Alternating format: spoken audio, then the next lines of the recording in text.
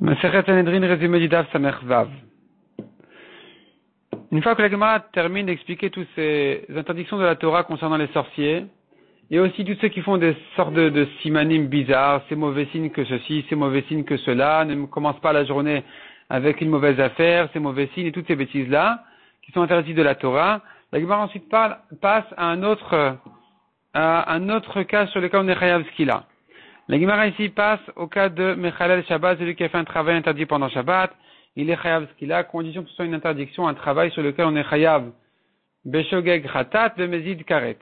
Mais si c'est quelque chose sur lequel on n'est pas chayav karet ou khatat, qui est interdit pendant Shabbat, comme par exemple sortir du troum d'après Rabbi Akiva qui est interdit minatora, ou bien selon Rabbi Yossi d'allumer un feu sur lequel donc il n'y a pas pendant Shabbat, d'après Rabbi Yossi de karet ou de khatat, sur ça il n'y aura pas non plus de skila, même s'il y a eu des témoins et un avertissement.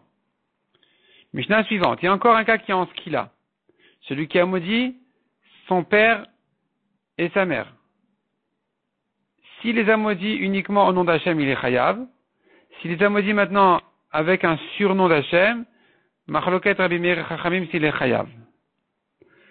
La Gemara ramène à la svara des Chachamim, la raison des Chachamim, mais sur quel pasuk ça se base?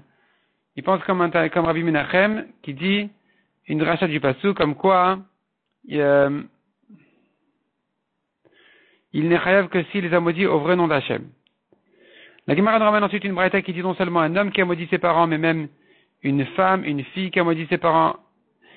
Et on apprend encore du pasuk maintenant, non seulement s'il a maudit les deux parents, il est chayav, mais même s'il a maudit un des deux, le père ou la mère. Il y a deux drachas dans les Tanaïm. Comment on l'apprend du pasuk, mais les deux sont d'accord à la finale, qu'il est chayav aussi bien pour le père seul que pour la mère seule. Quel est son chiyuv? Il est chayav mita, quel mita? Il est chayav skila. Donc c'est ça encore une dracha des psukim. Xera shava, pour t'apprendre le chiyuv skila. Nous je sais maintenant que c'est interdit, parce que la Torah quand elle te dit il est chayav, il est condamné, il faut savoir encore d'où j'apprends que c'est interdit, de quel pasuk j'apprends que c'est interdit. Sur ça la Gemara nous fait tout un développement des psukim, dont on va finir par apprendre que le père ou la mère, on n'a pas le droit de les maudire. Sachant que la Torah interdit de maudire le juge, le roi et un homme mesquin. Et il y en a un des trois qui est en trop. C'était pas la peine de me dire le juge et le roi. Un des deux aurait été suffisant. Le deuxième est de trop pour inclure le père. La Gemara explique comment tu fais toute cette dracha-là. Finalement, la Gemara elle dit que même celui qui dit que c'est pas écrit dans le pasuk interdiction de maudire un juge, lui il interprète le pasuk autrement, mais il y a quand même lieu d'inclure le juge dans le pasuk, et donc à nouveau j'ai un de trop qui est le roi, soit le juge, pour inclure le père. Mishnah suivante, encore quelqu'un qui est chayav ce qu'il a, celui qui est allé avec une jeune fille fiancée.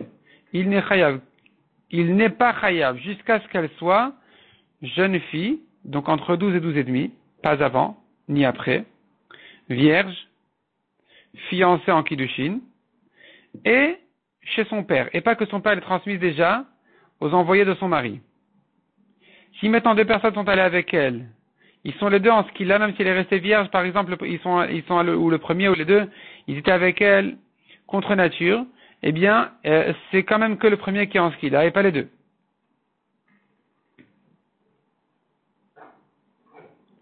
La Gemara nous ramène que selon les Chachamim, sur une fille petite avant l'âge de 12 ans aussi, il y a ce chiyuv de skila.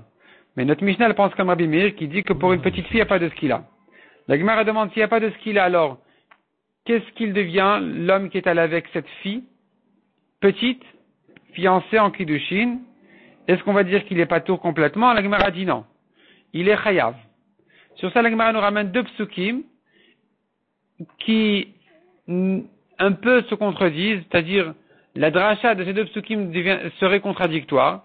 Un pasuk qui dit l'homme sera mis à mort lui seul, donc ça viendrait nous apprendre qu'il y a un cas où la fille n'est pas en âge de mourir parce qu'elle est petite et quand même l'homme qui est allé avec elle il est chayav. Un autre pasuk qui viendrait te dire ils mourront les deux aussi les deux. Donc tu comprendrais de là les deux ensemble, c'est-à-dire que si les deux sont en âge, sont adultes et pas si la fille elle est petite. Donc sur quel pasuk on va se baser? La Gemara nous ramène là-dessus une marloquette, et qu'est-ce que chacun fait du deuxième pasuk? La Gemara ensuite ramène une braïta concernant la fille d'un Kohen qui est en Srefa. Une fille de Kohen qui a trompé son mari, elle est en Srefa. Elle est en Srefa, alors qu'une fille d'Israël, elle est en Chenek, si elle est mariée, ou en Skila, si c'est une Nahara Meorasa. La fille du Kohen, elle est en Srefa. Sur ça, nous avons une braïta qui dit que c'est que si c'est le début, Rabbi dit, que la Torah ne parle que du début. Comme pour une Nahara Meorasa. Qu'est-ce que ça veut dire du début comme pour une Nahara Meorasa? Deux explications.